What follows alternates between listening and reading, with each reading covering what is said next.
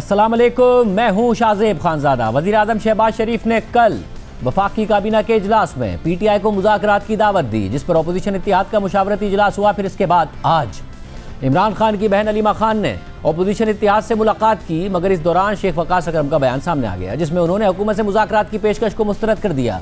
नुमाइंदा जियो न्यूज़ हैदर शराजी के मुताबिक PTI ने वज़ीर आज़म की मुज़ाकरात की ऑफर को खालिसतन दोगलापन करार देकर मुस्तरद कर दिया। तहरीक इंसाफ के सेक्रेटरी इत्तला शेख वकास अकरम ने कहा है कि हुकूमत का अंदाज सियासी घबराहट और फिक्री दिवालियापन की अलामत है।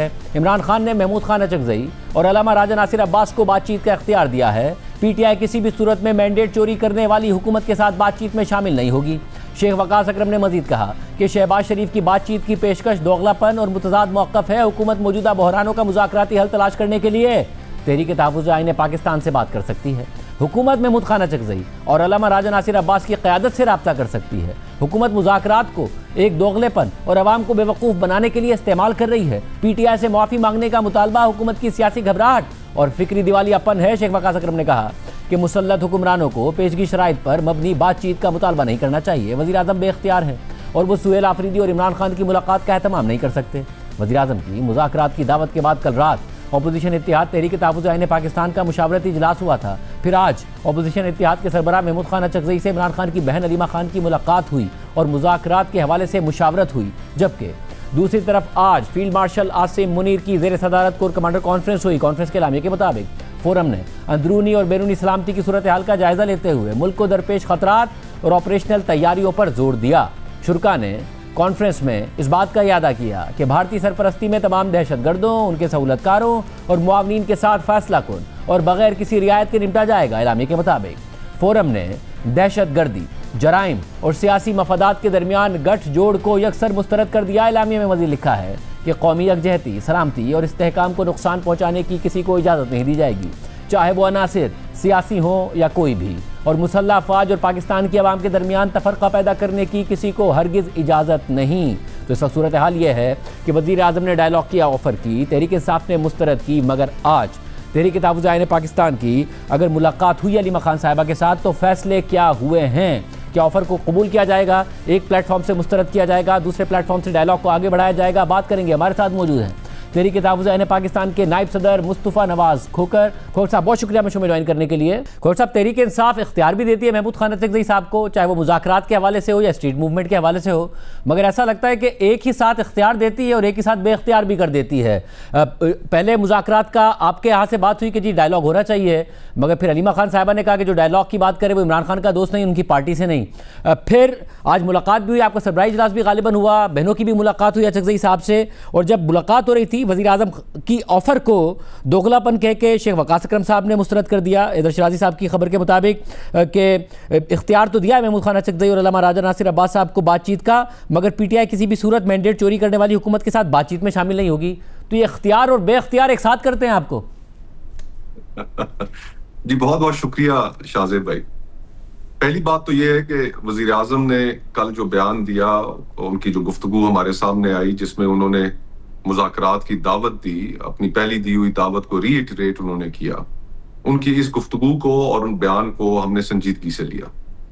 कल भी हमारी 5-7 घंटे इसके ऊपर तफसीली मुशावरत हुई और आज भी इसके ऊपर घंटों हमने मुशावरत की और हमने यही फैसला किया कि सबसे पहले तो तमाम जितनी जमातें हैं तहरीक तहफ़्फ़ुज़ आईन पाकिस्तान में, उनको एतमाद में लिया जाए, तहरीक इंसाफ को एतमाद में लिया जाए, उनसे मुशावरत की जाए। इसी तरह आज अलीमा खानम की भी मुलाकात हुई महमूद खान अचकज़ई साहब से, वो भी काफ़ी तवील मुलाकात थी, और इन सारों से मुशावरत करने के बाद हमारा ये ख्याल है और हमारा ये मानना है कि इस वक्त मुल्क जो सियासी और माशी बहरान से दो चार है, इसको इस बहरान से निकालने के लिए गुफ्त-ओ-शुनीद का दरवाज़ा खुला रहना चाहिए, उसमें गुफ्त-ओ-शुनीद का दरवाज़ा कभी बंद नहीं होना चाहिए।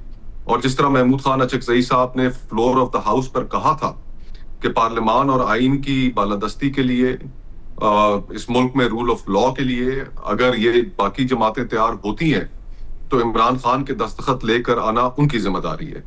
तो हम इस डायलॉग की जहां तक बात हुकूमत ने की है, एक नए मीसाक के लिए इन प्रिंसिपल इश्यूज के ऊपर, जिसमें पार्लिमान और आइन की सुप्रीमेसी शामिल है, एक नया चार्टर शामिल है, रूल ऑफ लॉ शामिल है, इंसानी हकूक की पासदारी शामिल है।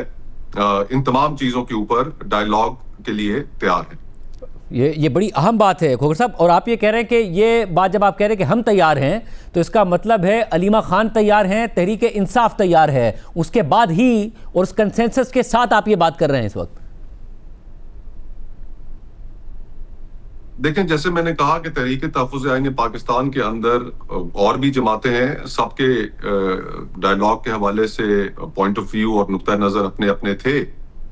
लेकिन जिस तरह इमरान खान साहब ने फैसला साजी जो है इस हवाले से वो महमूद खान अचकज़ई साहब और अल्लामा नासिर अब्बास साहब के हवाले कर रखी है, उन पर एतमाद का इजहार किया है, तो हमने सबसे इनपुट लेने के बाद तहरीक तहफ़्फ़ुज़ आईन पाकिस्तान ने यह फैसला किया है कि एक नए मीसाक के लिए, जिसमें आइन और पार्लिमान की बालादस्ती, इंसानी हकूक की पासदारी, ये तमाम चीजें अगर एक नए मीसाक पर हुकूमत हमसे बात करना चाहती है तो हम उस डायलॉग में एंगेज होने के लिए तैयार हैं। खोखर साहब, उसके लिए लाजमी है ना कि हुकूमत जब आपसे एंगेज करे और आप ये कहें कि इमरान खान साहब ने मैंडेट दिया, जो पीटीआई भी कहती है कि मैंडेट दिया है, मगर साथ में सबसे बड़ी स्टेक होल्डर पीटीआई है, अगर वो ये कहे जी आपको मैंडेट दिया है, आप बात कर ले मगर हम बात नहीं करेंगे इस हुकूमत से, हम खिलाफ हैं इस हुकूमत के, जो बात करेगा वो इमरान खान का साथी नहीं है, तो फिर हुकूमत ये नहीं कहेगी जो कहते हैं कि जी हम बात करें तो किससे करें, ये तो अचकज़ई साहब को मैंडेट देते हैं और उसके बाद मैंडेट वापस ले लेते हैं अगले दिन।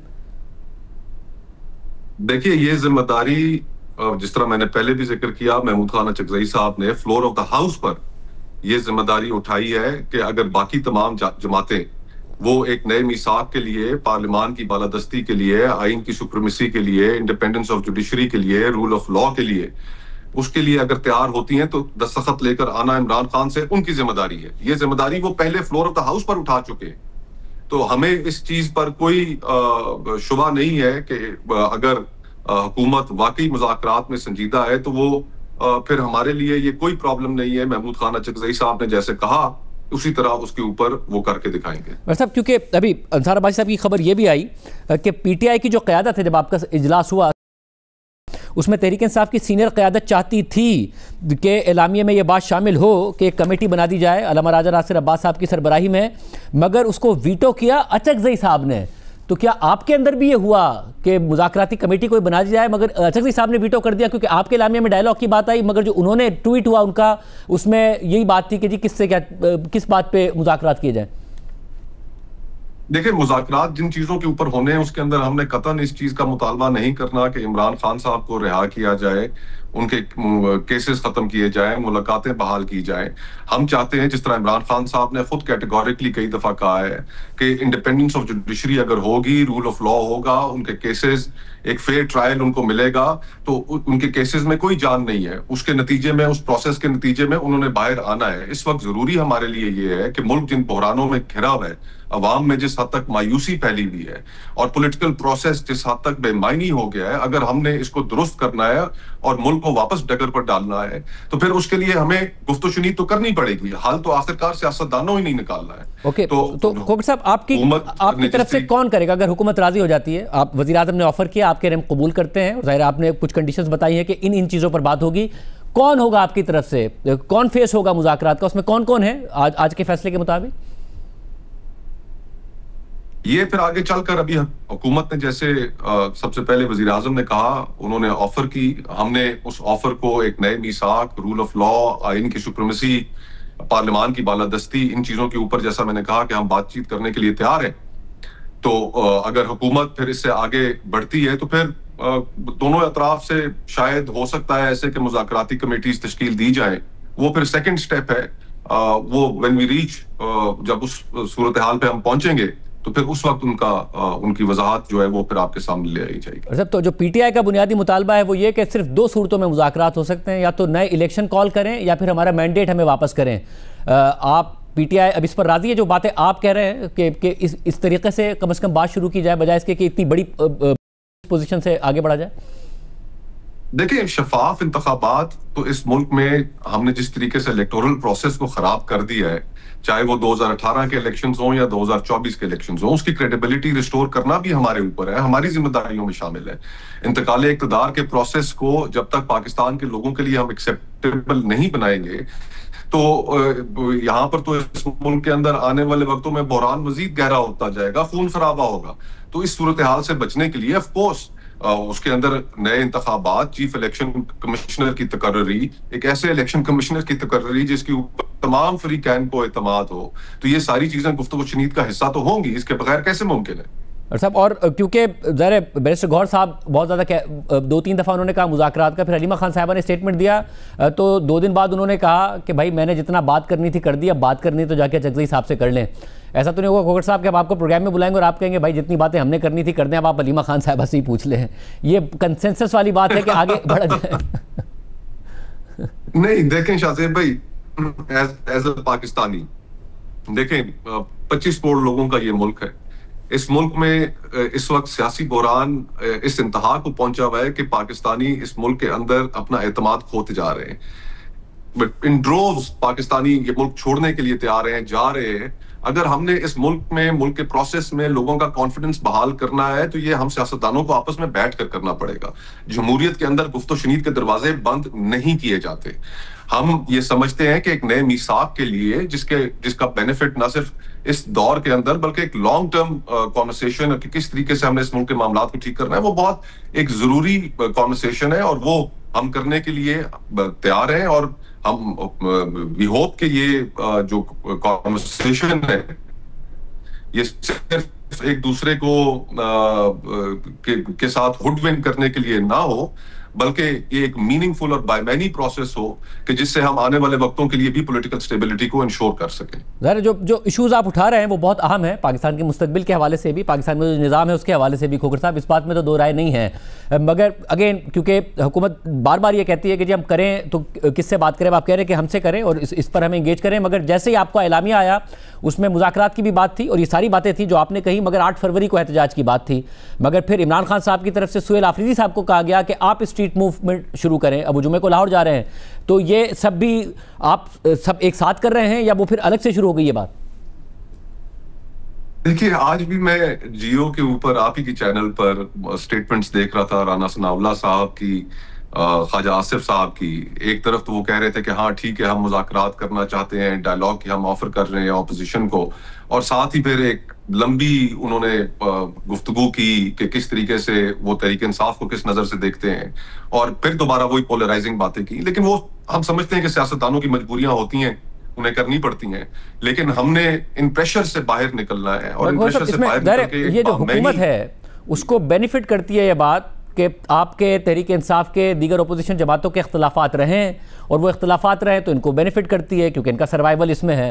वही सारी बातें, आप सबका सेम पेज पर होना ज़्यादा लाजमी है कि आप सब, चाहे आप हों, तहरीक इंसाफ हो, जो बात करें वो एक पेज से करें, आपका ज़्यादा लाजमी है इस वक्त सेम पेज पर। और इन्हें तो बेनिफिट करता है कि आप लोगों की जितनी लड़ाई रहेगी या तहरीक इंसाफ की जितनी लड़ाई रहेगी उतना ही दबाव मिलेगा इनके इख्तिदार को। मेरा ख्याल है हमारा भी सेम पेज पर होना कोई मायने नहीं रखता। इस वक्त पाकिस्तान पूरा ये चाहता है कि ये पॉलिटिकल क्राइसिस खत्म हो।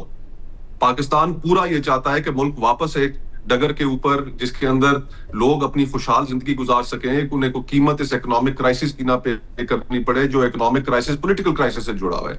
हर पाकिस्तानी की ये ख्वाहिश है कि ये क्राइसिस खत्म हो, ये बहरान खत्म हो।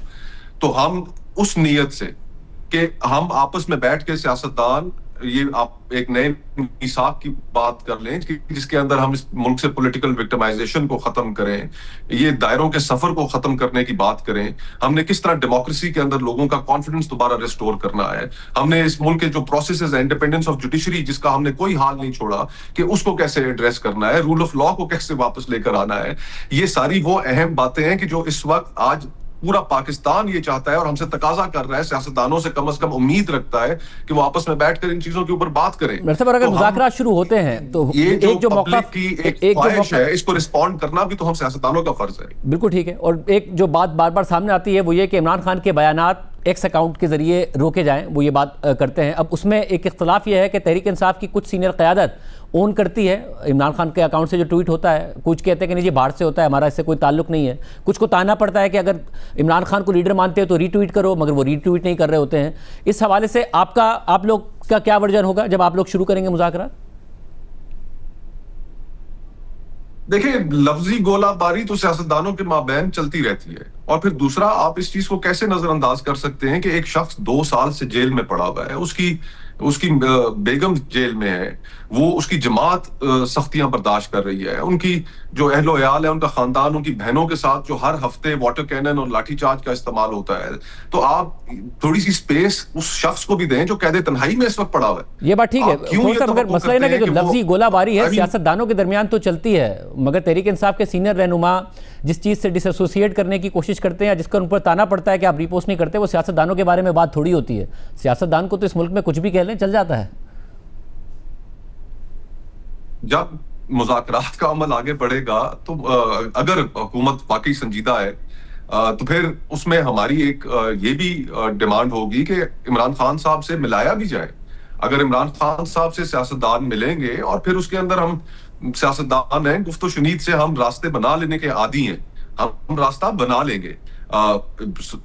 सवाल सिर्फ इस चीज का है कि इंटेंशन आपकी कैसी है। अगर साफ इंटेंशन है, अगर हुकूमत की साफ इंटेंशन है तो I can at least show from the opposition side कि हम भी साफ इंटेंशन के साथ इस मुल्क को सियासी और माशी बहरान से निकालने के लिए एक डायलॉग के अंदर एंगेज होने के लिए तैयार होंगे। बहुत शुक्रिया, बहुत आम बात कर रहे हैं मुस्तफा नवाज को। देखते हैं हुकूमत इसका क्या जवाब देती है। एक ब्रेक के बाद हुकूमत से जवाब देंगे। ब्रेक से पहले हमारे साथ तहरीक तहफ़्फ़ुज़ पाकिस्तान के नायब सदर मुस्तफा नवाज खोकर साहब मौजूद थे और वो कह रहे हैं कि वो तैयार हैं हुकूमत के साथ डायलॉग के लिए, जिन मामलात पर डायलॉग हो सकता है। हमारे साथ मौजूद हैं सेनेटर तलाल चौधरी, वज़ीर मुमलिकत बराए दाखिला। ताजू साहब बहुत शुक्रिया शो में ज्वाइन करने के लिए। वज़ीर आज़म ने एक दफ़ा फिर ऑफ़र की, आज अचकज़ई साहब की मुलाकात भी हुई अलीमा खान साहिबा से, और उसके बाद अब तहरीक तहफ़्फ़ुज़ पाकिस्तान कह रही है जमहूरियत, आइन की बहाली, रूल ऑफ लॉ के लिए तैयार हैं। पीटीआई की पोजीशन बहुत मैक्सिमम थी, वो एक बार बार कह रहे थे कि जी आप मैंडेट वापस करें या फिर नए इलेक्शन करा लें, इमरान खान को रिहा करें। वो कह रहे ऐसा कुछ नहीं कह रहे, हम इन मामलात पर बात करें और आगे बढ़ें। वज़ीर आज़म की पेशकश कबूल कर ली है उन्होंने। बिस्मिल्लाहिर्रहमानिर्रहीम। शाज़ेब, ये अभी मैंने आपसे सुना है और आप ही के शो में कहा गया, लेकिन आप थोड़ी देर पहले जियो पर ही मैंने ख़बर देखी है कि जो शेख वकास हैं, जो उनके सेक्रेटरी इतलात हैं, उन्होंने मुस्तरद की है वज़ीर आज़म की इस पेशकश को। और उससे 2 दिन पहले जो अलीमा ख़ान हैं, उन्होंने भी कहा है कि जो बात करेगा वो हम में से नहीं है। तो अभी क्लैरिटी आने दें। और दूसरी बात यह है कि मुस्तफ़ा नवाज़ खोकर साहब अपनी जगह, लेकिन इनके महमूद अचकज़ई साहब को पहले भी बानी पीटीआई ने एक दफ़ा हेड किया बनाया था मुज़ाकरात के लिए, और उसके बाद में इन्हें कभी किसी ने पूछा ही नहीं था।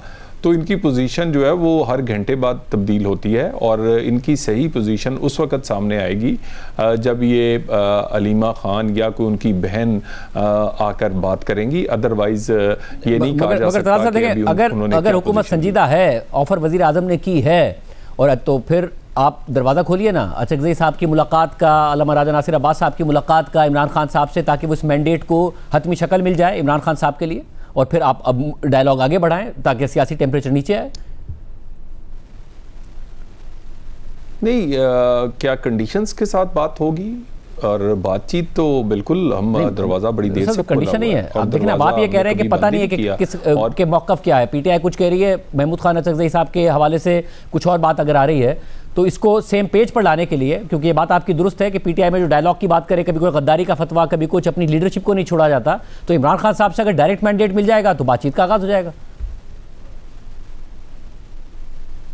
देखिए, जो बानी पीटीआई हैं वही 2-2, 3-3 बातें करते हैं। अगर कोई एक दफ़ा मिलके निकले तो वो और बात करता है, 2 घंटे बाद कोई मुलाकात कर निकले तो वो पहले के ख़िलाफ़ बात करता है। और बातचीत दूसरी बात यह है कि बातचीत के लिए स्पीकर का जो ऑफिस है वो सबके लिए काबिल कबूल है और हुकूमत ने हमेशा कोई बगैर शर्त रखे हुए वज़ीर आज़म ने कोई चौथी दफ़ा कल बातचीत कैबिनेट में की है कि बातचीत होनी चाहिए मगर ब्लैकमेलिंग नहीं होनी चाहिए। ये ब्लैकमेलिंग नहीं चलेगी, मेरी मुलाकात होगी तो फिर होगा, मेरी सीट वापस होगी तो फिर होगा, हमारा नोटिफिकेशन होगा तो फिर होगा।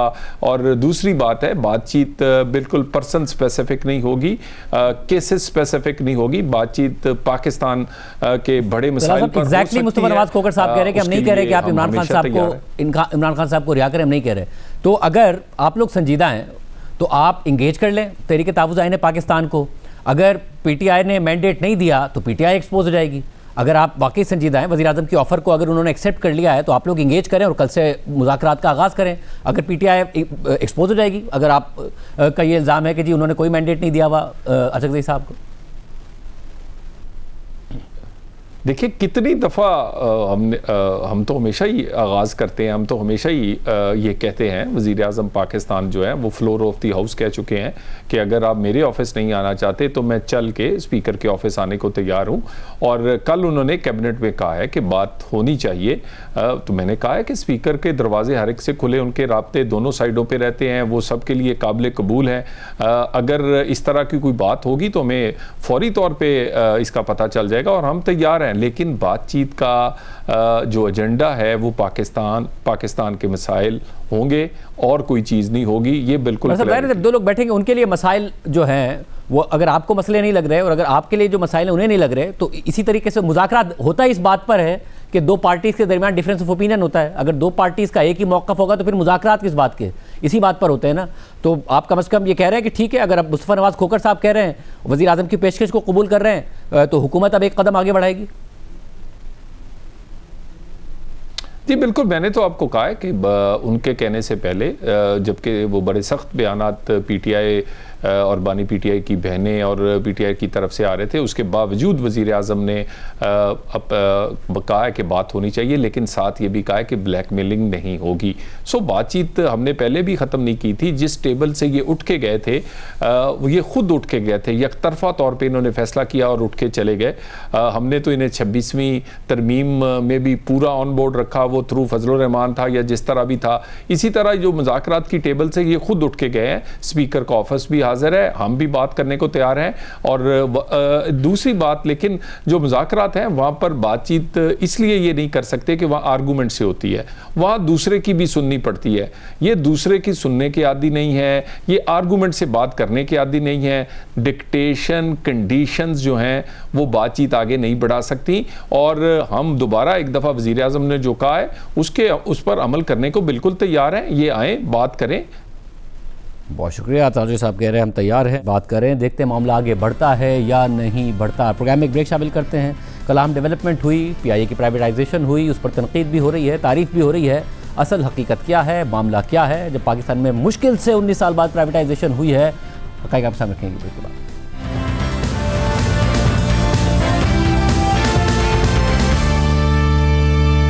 कल हुकूमत ने पीआईए के 75% शेयर्स आरिफ हबीब लेड कंसोर्शियम को 135 अरब रुपए में फ़रोख्त कर दी है, जिसकी आज निजकारी कमीशन बोर्ड ने मंजूरी भी दे दी है। इस 135 अरब रुपए में से 92.5% आरिफ हबीब कंसोर्शियम पीआईए में सरमायाकारी करने का पाबंद होगा। इस ट्रांजैक्शन से हुकूमत के पास बाकी रह जाने वाले 25% शेयर्स की मालियत 45 अरब रुपए हो गई है। और कल हमारे प्रोग्राम में आरिफ हबीब साहब ने बताया कि वो हुकूमत के पास रह जाने वाले बकिया 25% शेयर्स भी खरीदने में दिलचस्पी रखते हैं। कल हमारे ही प्रोग्राम में chairman privatisation commission Mohammad Ali ने बताया कि हुकूमत को पीआईए की प्राइवेटाइजेशन से टोटल 10 अरब रुपए नहीं बल्कि 55 अरब रुपए मिलेंगे। और आज चेयरमैन प्राइवेटाइजेशन मोहम्मद अली ने पीआईए की मौजूदा हालत पर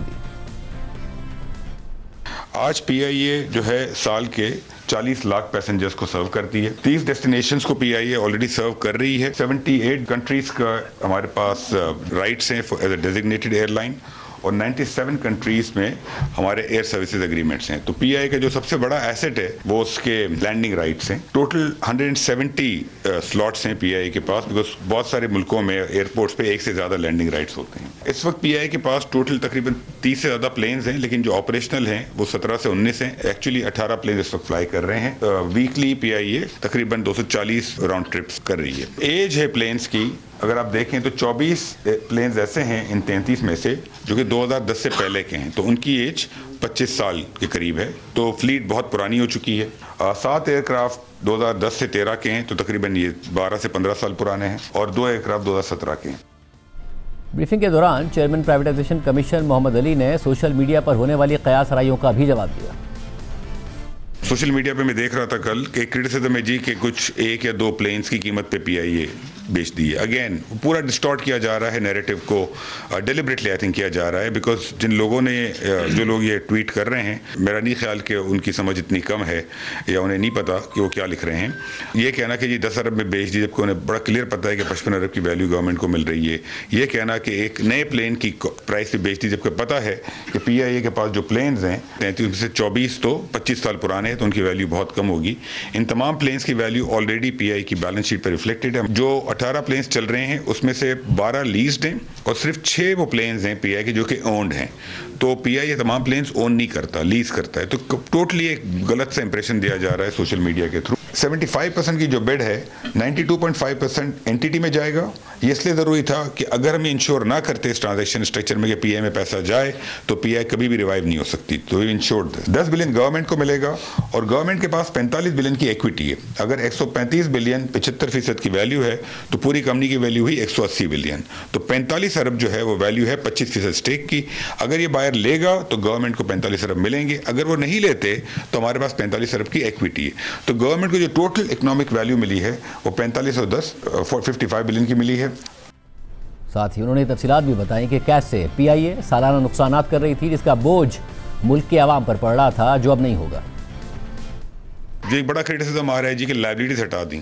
अगर आप लायबिलिटीज नहीं हटाएंगे तो 700 अरब जिस कंपनी में लॉस हो वो कौन लेगा? कोई आके आपको कि 700 अरब देगा, वो 50 अरब में अपनी नई एयरलाइन सेट कर लेगा। 2024 में इसके 700 अरब के लॉसेस थे। 2015 से 2024 10 सालों में पाकिस्तानी पब्लिक ने, पाकिस्तान ने, PIA ने 500 अरब का नुकसान किया। वो 500 अरब गवर्नमेंट ने भरे और हमारे और आपके पैसों से भरे गए। 2015 से हर साल नुकसान था। 33 बिलियन, 45 बिलियन, 51 बिलियन, 67 बिलियन, 53, 35, 50, 88, 105 ये लॉस करते थे हम। आज गवर्नमेंट को 55 बिलियन तो मिल रहा है, लेकिन ये लॉस हम नहीं करेंगे आगे जाके। ये फायदा हुआ है प्राइवेटाइजेशन का। बेसिकली हमारा कोई प्राइड आज नहीं गया है। प्राइड एयरलाइंस ओन करने से नहीं होता। प्राइड उस तरह जाता है कि अगर हमारी एयरलाइन फ्लाई ना कर सके, तो अगर हम इसको ना बेचते तो हु नोज कि आज से शायद 1-2 साल के बाद ये फ्लाई ना कर सकती। पाकिस्तान में PIA और एविएशन सेक्टर दीगर ममालिक के मुकाबले में तरक्की में, रोजगार में, एयर कार्गो में और टूरिज्म में कितना कम किरदार अदा करता है, उन्होंने इसकी तफसीलात भी बताई। कंट्रीब्यूशन टू GDP, UAE का एयरलाइन इंडस्ट्री जो है वो 18% कंट्रीब्यूट करती है टू GDP। सऊदी अरेबिया 8.5%, हमारा 1.6% है, बहुत कम है। इंडिया का 1.5% है, और इसीलिए अगर आप देखें तो इंडिया ने भी एयर इंडिया प्राइवेटाइज की कुछ अर्से पहले। तो हमारी ओवरऑल GDP ग्रोथ के अंदर इम्पैक्ट आएगा इंशाल्लाह प्राइवेटाइजेशन के बाद। एम्प्लॉयमेंट, UAE के अंदर 9.5% एम्प्लॉयमेंट जो है वो एविएशन रिलेटेड है। सऊदी अरब में 4.2% है, हमारे मुल्क में 0.3% है। तो एविएशन इंडस्ट्री हमारे मुल्क में एम्प्लॉयमेंट में भी कंट्रीब्यूट नहीं कर रही है। टूरिज्म के अंदर कंट्रीब्यूशन 0.5% है compare to 5.7 and 9.3 of Saudi Arabia and UAE। Air cargo PIA सिर्फ 0.3 मिलियन मेट्रिक टन मूव करती है कंपेयर टू अदर कंट्रीज जो कि मल्टीपल टाइम्स कार्गो मूव करती हैं। तो ओवरऑल परफॉर्मेंस PIA की ओवर द ईयर्स उस लेवल पे नहीं रही है और कंट्रीब्यूशन भी नहीं रहा है। दूसरी तरफ फौजी फर्टिलाइजर कंपनी PIA की बिडिंग से 3 दिन पहले बिडिंग के अमल से पीछे हट गई थी। और उसकी वजह यह थी कि हुकूमत ने बिडिंग जीतने वाली कंपनी के लिए ये ऑप्शन रखा था कि वो PIA खरीदने के बाद मजीद 2 पार्टीज़ को अपने साथ मिला सकती है ताकि PIA में मजीद सरमायाकारी हो। मगर यह सहूलत सिर्फ उन कंपनीज़ को मैसर होगी जिन्होंने बिडिंग में हिस्सा नहीं लिया, ताकि बिडिंग में हिस्सा लेने वाली कंपनीज आपस में मिली भगत ना करें। फिर 3 ग्रुप्स ने कल बिडिंग में हिस्सा लिया और आरिफ हबीब कंसोर्शियम कामयाब हो गया। और कल रात को हमारे प्रोग्राम में आरिफ हबीब साहब ने इस बात का इजहार किया कि फौजी फर्टिलाइज़र अब उन्हें ज्वाइन करेगा। और आज फौजी फर्टिलाइज़र कंपनी ने स्टॉक एक्सचेंज में अपने शेयर होल्डर्स को इस हवाले से आगाह किया है कि आज कंपनी के बोर्ड ऑफ डायरेक्टर्स ने इस बात की मंजूरी दे दी है कि फौजी फर्टिलाइज़र PIA की खरीदारी में आरिफ हबीब लेड कंसोर्शियम को ज्वाइन करेगा। और इस सिलसिले में कंपनी को बोर्ड ऑफ डायरेक्टर्स ने यह इख्तियार दे दिया है कि वो तमाम ज़रूरी इकदाम करे और प्राइवेटाइजेशन कमीशन और आरिफ हबीब कंसोर्शियम के साथ ट्रांजैक्शन के हवाले से तमाम ज़रूरी मुआहदों और डॉक्यूमेंट्स के लिए आगे बढ़े। साथ ही वज़ीर-ए-आज़म के मुशीर बराए निजकारी और निजकारी कमीशन के चेयरमैन मोहम्मद अली ने कहा है कि हुकूमत तवक्को कर रही है कि ज़रूरी अप्रूवल्स के बाद अप्रैल तक नए मालिकान PIA को चला रहे होंगे। PIA की प्राइवेटाइजेशन के हवाले से मज़ीद बात करेंगे साबिक वज़ीर ख़जाना और अवाम पाकिस्तान पार्टी के सेक्रेटरी जनरल मिफ्ता इस्माइल साहब से, और चेयरमैन इंटरलूप और member economic advisory council of Pakistan Musaddiq Zulqarnain साहब हमारे साथ मौजूद हैं। आप दोनों का बहुत शुक्रिया। मिफ्ता इस्माइल साहब, ज़ाहिर है तनकीद हो रही है हुकूमत पर और हुकूमत अपना डिफेंस पेश कर रही है। तनकीद इस बात पर भी हो रही है पाकिस्तान में जो साल हर साल से हुई कि प्राइवेटाइज़ ना करें जी, बेहतर करें इदारों को। फिर जिस तरीके से प्राइवेटाइज़ हुई कि 92.5% वापस कंपनी में चला जाएगा, लोग इस पर भी तनकीद कर रहे हैं, मगर हुकूमत कह रही है कि इससे बेहतर फॉर्मूला नहीं हो सकता था। आप क्या कहिएगा? देखिए, हमने 2013 में ये बात की थी कि PIA की निजकारी करने देनी चाहिए। उसके बाद से हम उसको ठीक करने की कोशिश कर रहे हैं और पिछले 12 साल में ठीक करते करते 400 अरब रुपए का और नुकसान कर दिया। हम 2-4 साल और ठीक कर सकते की कोशिश करते, 250-50 अरब रुपए का और नुकसान होता। तो मेरे ख्याल से ये ठीक करने वाली बात जो है ना, ये भूल जानी चाहिए। अगर हम ठीक कर सकते होते तो फिर हमने ये हालत में कैसे पहुंचाई थी। और जहाँ तक इसकी कीमत ठीक है या नहीं है, उसका तो अंदाज़ा ये लगा सकते हैं ना कि देखें, ये ओपन मार्केट थी। मुसद्दिक जुल्करनैन साहब भी इसकी बिड कर सकते थे, मैं भी बिड कर सकता था, आप भी बिड कर सकते थे। और जो दूसरी पार्टी जो नहीं जीत सकी है, वो भी पाकिस्तान के अमीर तरीन लोग थे, वो वहाँ तक पहुँचे 134 अरब तक। उसके बाद उन्होंने ख़ुद भी मुबारकबाद दी है। तो मेरा ख्याल से ये ठीक है। अब यहाँ पे हुकूमत को पैसे नहीं मिले, ये बात दुरुस्त है कि 10 अरब रुपए अभी मिलेंगे, 45 बाद में मिलेंगे, लेकिन आप देखें ना कि आप बेच क्या रहे हैं। आप बेच भी तो वो बिज़नेस रहे हैं कि जो ये कर्ज हटाने से पहले साल के 70 अरब रुपया नुकसान कर रहा था।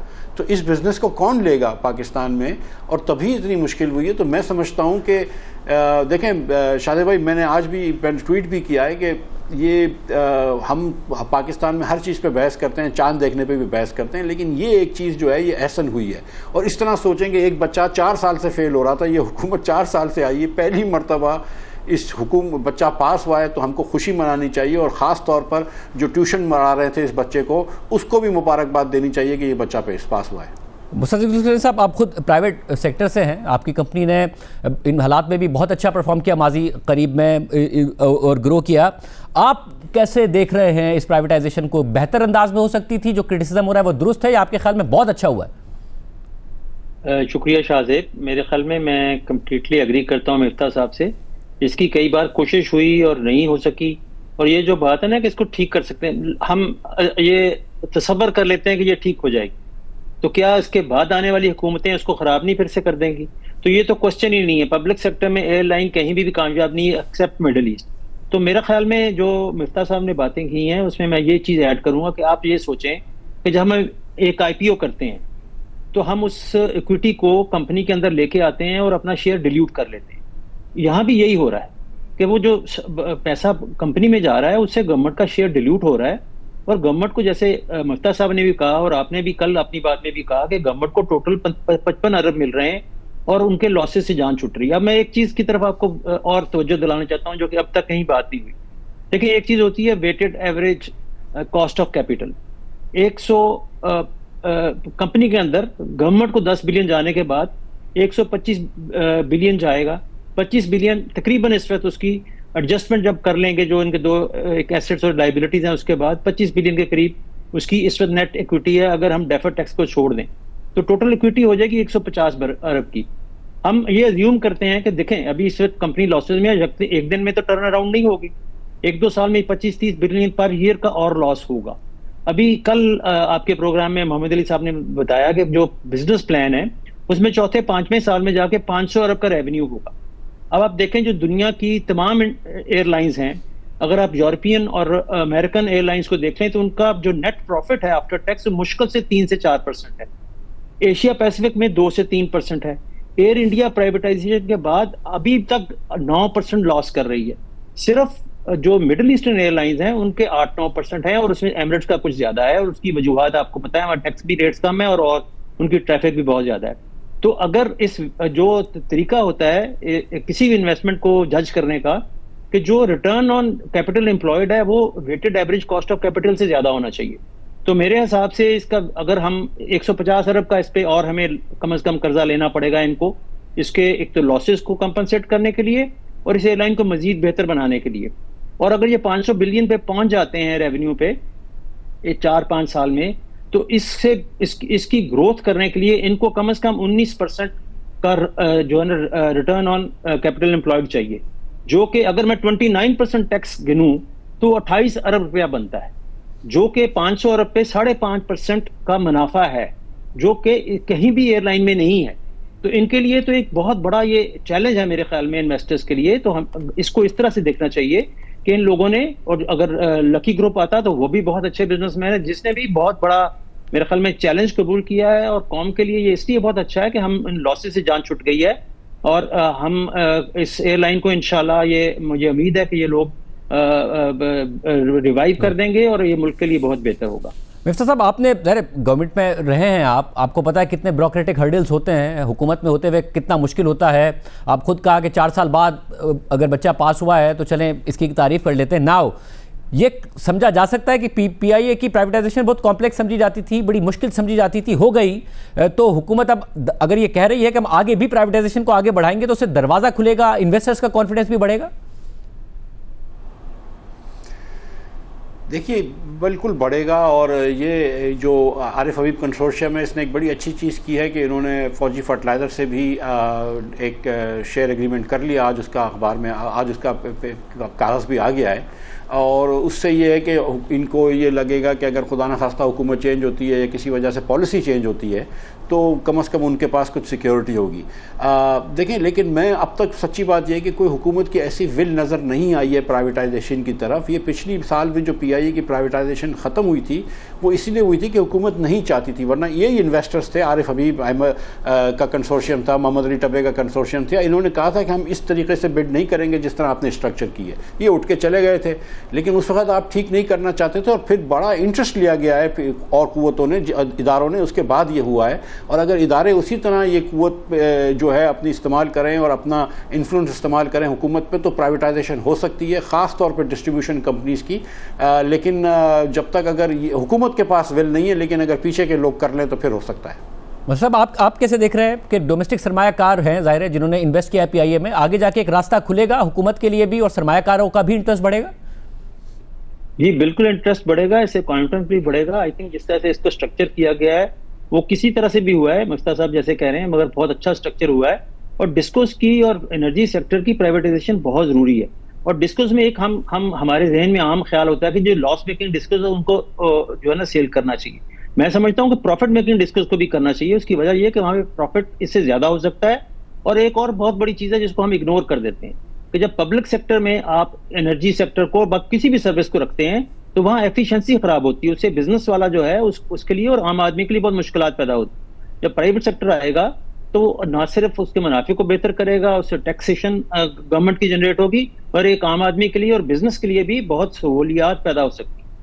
बहुत शुक्रिया नाज़रीन, आया आपने सुनी। आज के प्रोग्राम में इतना ही, अल्लाह हाफ़िज़।